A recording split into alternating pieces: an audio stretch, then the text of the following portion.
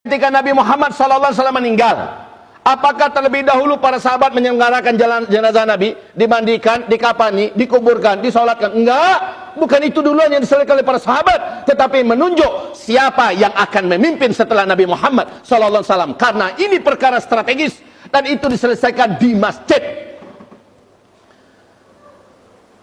Urusan pemerintahan, urusan politik diselesaikan di masjid.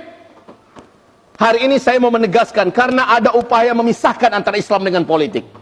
Ada bahasa-bahasa yang menyesatkan dari kaum sekuler. Apa kata mereka? Jangan bawa-bawa urusan politik ke dalam masjid. Hish, najis itu perkataan. Jangan bawa-bawa urusan politik ke dalam Islam. Urusan Islam ini sebatas masjid saja. Untuk urusan politik itu urusan raja, itu urusan pemerintah di luar sana. Najis itu perkataan. Ini perkataan kaum Almaniyun. Perkataan kaum Almaniyun mulhidun. Hanya orang-orang ateis, hanya orang-orang sekuler, hanya orang-orang liberal yang berani mengatakan perkataan ini, memisahkan antara Islam dengan politik. Islam tidak bisa dipisahkan dari politik. Justru politik adalah penaung dan pelindung Islam yang terkuat. Islam membicarakan politik di mimbar, di masjid, sebagaimana dilakukan oleh Rasulullah yang mulia sallallahu alaihi wasallam dan para sahabat-sahabat beliau yang mulia radhiyallahu anhum jami'ah. Allahu akbar. Maka sekali lagi, bila ulama berbicara politik di mimbar, sudah benar itu ulama. Bila mimbar ini digoyang dengan urusan-urusan pemerintahan dan politik, siapa yang akan kita angkat menjadi pemimpin, siapa yang tidak pantas menjadi pemimpin, siapa yang kita tunjuk, dan siapa yang harus dilengsarkan, semuanya dibicarakan di masjid. Inilah yang benar, wahai hamba-hamba Allah yang kami muliakan.